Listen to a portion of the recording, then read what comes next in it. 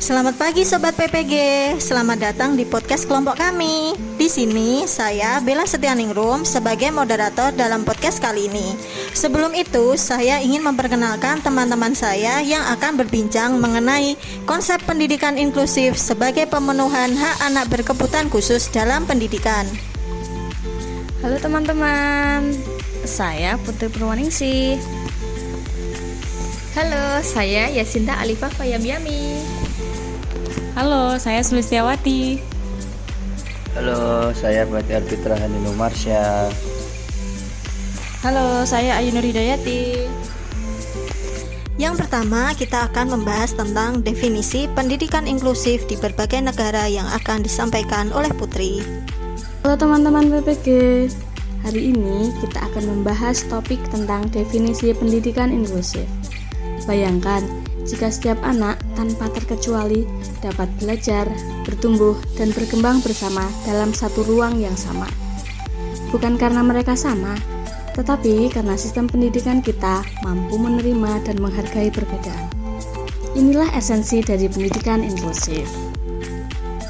Berdasarkan jurnal dari Firdaus dalam Seminar Nasional Pendidikan tahun 2010 dengan judul Pendidikan Inklusif dan Implementasinya di Indonesia.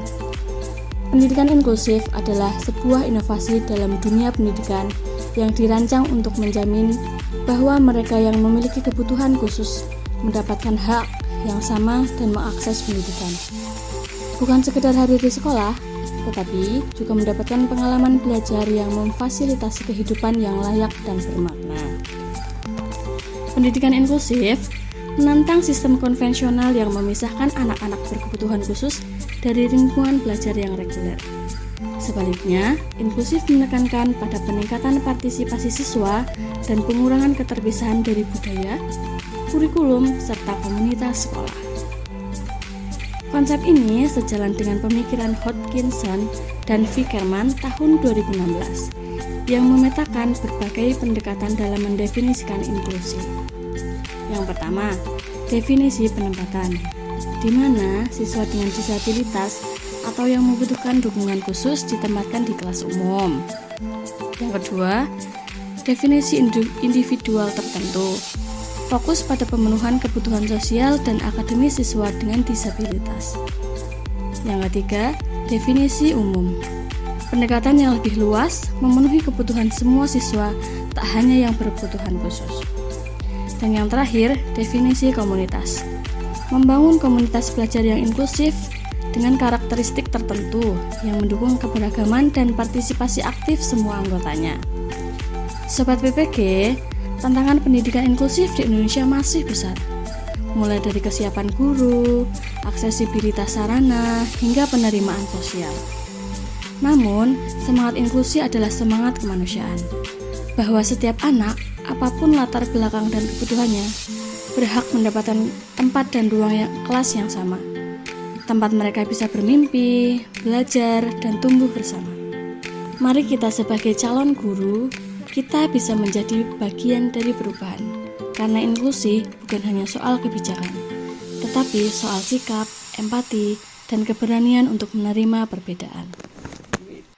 Oke, yang kedua kita akan membahas tentang prinsip-prinsip pendidikan inklusif yang akan disampaikan oleh Sulistiawati. Oke, baiklah. Dalam implementasinya, pendidikan inklusif memiliki 4 prinsip fundamental. Kepala UPT Layanan Disabilitas Bidang Pendidikan dan Research Center Kota Yogyakarta, yaitu Dr. Aris Widodo MPD, mengatakan bahwa 4 prinsip ini menjadi dasar substansial dari sistem pendidikan inklusif. 4 prinsip pendidikan inklusif ini yaitu ada keberagaman, ada berbasis potensi, melibatkan siswa, dan yang terakhir yaitu melibatkan pemangku kepentingan. Prinsip keberagaman menjadi salah satu hal utama dalam pendidikan inklusif. Pada prinsip keberagaman, para guru akan mendidik anak dengan latar belakang yang beraneka ragam.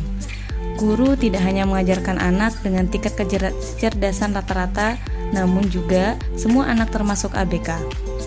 Hal ini akan memperkaya proses pendidikan. Kemudian prinsip yang kedua yaitu berbasis pada potensi. Menurut Bapak Aris, Setiap peserta didik memiliki potensi dasar yang berbeda-beda. Jadi, memang harus disesuaikan masing-masing potensi anak menjadi dasar cara mendidiknya dan tidak boleh disamaratakan semua. Kemudian ada nih prinsip yang ketiga, yaitu pelibatan siswa. Dalam proses pembelajaran, termasuk siswa juga harus dilibatkan dalam pembuatan kontrak belajar atau aturan lainnya. Selain itu, pelibatan pemangku kepentingan juga menjadi hal fundamental dalam pendidikan inklusif. Pendidikan untuk anak berkebutuhan khusus itu harus melibatkan lingkungan sekitarnya. Siapa orang tuanya, siapa gurunya, semua harus dilibatkan. Berarti dapat disimpulkan ya bahwa prinsip inklusif itu ada 4, yaitu keberagaman, berbasis potensi, melibatkan siswa, dan melibatkan pemangku kepentingan. Oke Sobat PPG, yang ketiga kita akan lanjut membahas tentang mengenai perkembangan awal gerakan inklusif dan perubahan pandangan terhadap pendidikan inklusif yang akan disampaikan oleh Ayu. Hai, saya Ainur Hidayati. Hari ini kita akan berbincang tentang bagaimana pendidikan inklusif berkembang dan mengapa sangat penting bagi masa depan pendidikan yang setara untuk semua. Jadi, gerakan inklusi dalam pendidikan tidak lahir begitu saja. Seperti yang dijelaskan oleh Einsko tahun 2020 dalam jurnal pendidikan, menjelaskan bahwa akar dari gerakan ini berasal dari perjuangan hak asasi manusia, khususnya upaya untuk melawan sistem pendidikan yang diskriminatif. Anak-anak penyandang disabilitas dahulu sering dibedakan dari sistem pendidikan, baik sekolah umum maupun sekolah khusus, atau bahkan dikeluarkan dari akses pendidikan. Seiring berjalannya waktu, pandangan ini berubah. Pendidikan itu tidak lagi dipandang sebagai hak hanya bagi mereka yang normal atau mampu, melainkan sebagai hak bersama. Dari sinilah muncul pendekatan inklusif yang menekankan bahwa semua anak berhak belajar bersama dalam satu sistem pendidikan yang setara tanpa adanya perbedaan.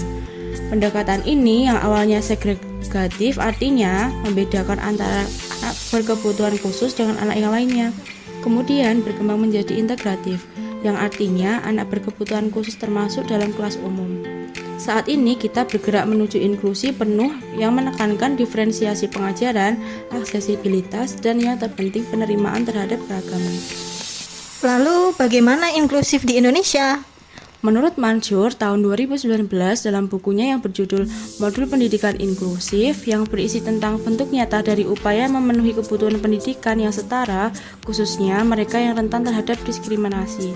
Tujuannya yaitu menciptakan sistem pendidikan yang dapat mengayomi sistem anak tanpa memandang latar belakang yang berbeda. Mansur juga menegaskan bahwa semua sekolah wajib menerima keberagaman peserta didik. Bukan hanya kebijakan, tetapi soal ideologi sistem pendidikan nasional, yaitu pendidikan sebagai hak setiap warga negara. Maka diperlukannya pelatihan guru, dukungan sarana-prasarana yang dapat memfasilitasi pendidikan inklusi. Nah Sobat PPG, itu tadi sekilas tentang perkembangan gerakan inklusif dan perubahan terhadap pendidikan untuk semua. Semoga kita semua dapat menjadi bagian dari perubahan ini menuju pendidikan inklusif. Selanjutnya kita akan membahas tentang landasan filosofis, hukum, pedagogik, dan sosial yang akan disampaikan oleh Yasinta. Oke, ini saya menyampaikan landasan pedagogik. Yang pertama landasan pedagogik yaitu secara pedagogik penyelenggaraan pendidikan bagi anak berkebutuhan khusus pada dasarnya diarahkan agar setiap anak itu tumbuh dan berkembang secara optimal, mampu menjadi manusia yang bermoral, berbudi luhur, dan berakhlak mulia. Kemudian ada juga landasan hukum. Implementasi landasan hukum ini pada pendidikan inklusi yaitu hak yang sama antara anak berkebutuhan khusus dalam pelayanan pendidikan seperti anak pada umumnya, serta menciptakan karakter pada anak berkebutuhan khusus agar bisa berbaur dengan masyarakat sekitar. Karena penerapan hukum bisa mendewasakan manusia, maka bekalilah anak berkebutuhan khusus dengan pendidikan, karakter, keterampilan, serta nilai yang diterapkan di kehidupan yang akan datang. Kemudian ada juga landasan filosofis. Hubungan antara filosofis Indonesia dan pendidikan inklusif terletak pada prinsip yang mendorong kita untuk memegang peran sebagai pengelola amanah Tuhan dalam bidang pendidikan inklusif. Sebagai sesama makhluk di dunia, manusia harus saling membantu, mendorong, dan memberikan motivasi sehingga semua potensi kemanusiaan yang dimiliki oleh setiap siswa, termasuk anak berkebutuhan khusus, dapat dikembangkan dengan optimal dan membantu meningkatkan kualitas kemandiriannya. Yang terakhir ada landasan sosial. Konsep keterampilan sosial ini tentunya berhubungan dengan pendidikan inklusi karena hal tersebut mencakup dan melibatkan kemampuan untuk berinteraksi dan berperilaku sesuai dengan situasi tertentu. Keterampilan sosial mencakup interaksi yang diterima dan dihargai secara sosial serta memberikan manfaat bagi orang lain. Anak yang memiliki kebutuhan khusus memiliki keterampilan sosial yang berbeda-beda sesuai dengan jenis kebutuhan khusus mereka. Wah, berarti pendidikan inklusif itu juga memiliki landasan ya, seperti yang sudah disampaikan tadi, ada landasan pedagogik, landasan hukum, landasan filosofis, dan landasan sosial. Iya, dalam anak berkebutuhan khusus ini juga mempunyai layanan pendidikan seperti anak pada umumnya untuk menciptakan karakter berkebutuhan khusus supaya anak itu bisa berbaur dengan masyarakat sekitar. Terima kasih ya Sinta. Sama-sama. Oke Sobat PPG, yang terakhir kita akan membahas tentang meneliti hak asasi manusia dan hal terkait dengan pendidikan inklusif yang akan disampaikan oleh Bahtiar. Oke, halo, terima kasih Bella. Nah, untuk meneliti hak asasi manusia dan bagaimana hal ini terkait dengan pendidikan inklusif, di sini saya punya buktinya. Nah, di sini ada di dalam Undang-Undang Dasar 1945 bahwasannya itu menjamin hak setiap warga negara untuk memperoleh pendidikan yang diperkuat oleh Undang-Undang Nomor 20 Tahun 2003 tentang Sistem Pendidikan Nasional dan Permendiknas Nomor 70 Tahun 2009 tentang pendidikan inklusif bagi peserta didik berkebutuhan khusus atau berbakat istimewa. Nah, selain itu, kebijakan pendidikan inklusif di Indonesia telah berkembang pesat untuk menjamin pendidikan yang merata bagi semua anak, termasuk yang berkebutuhan khusus. Undang-Undang Sisdiknas menjadi dasar hukum utama yang menegaskan hak setiap warga negara untuk mendapatkan pendidikan tanpa diskriminasi. Pemerintah melalui Kemendikbudristek juga telah menyesuaikan kurikulum nasional agar ramah bagi semua peserta didik, serta menyediakan program pendukung seperti bimbingan, pendampingan, dan fasilitas inklusif. Selain mendirikan sekolah luar biasa atau biasa kita kenal SLB, pemerintah juga mendorong inklusi di sekolah reguler melalui pelatihan guru agar mampu menghadapi keberagaman.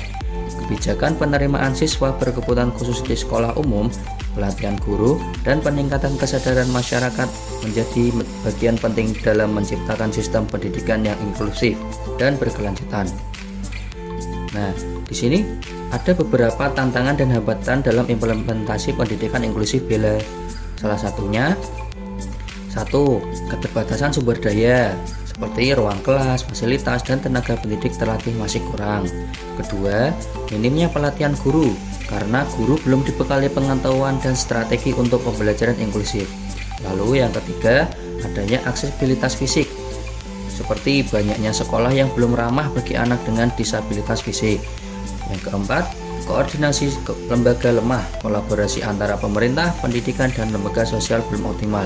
Dan yang terakhir, teknologi terbatas dan kurangnya data dan riset. Informasi minim menyulitkan pengambilan kebijakan yang tepat. Nah, setelah itu ada juga peran guru dalam pendidikan inklusif.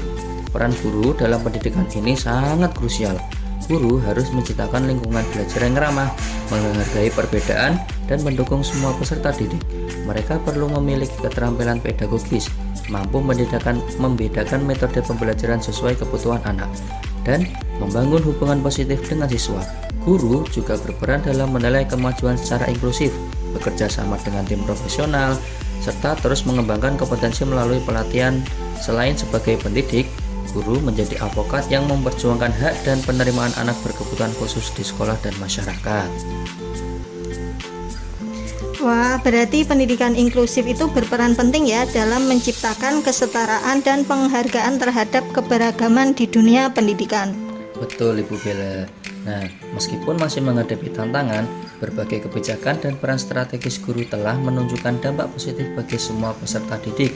Untuk mewujudkannya, yang pendidikan inklusif secara efektif dan berkelanjutan diperlukan kolaborasi aktif dari semua pihak, peningkatan kapasitas guru, evaluasi berkala, serta kesadaran luas akan pentingnya inklusi demi menjamin akses pendidikan yang adil bagi setiap anak di Indonesia.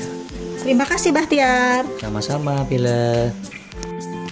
Sekian podcast kami kali ini, semoga bisa bermanfaat dan sampai ketemu lagi.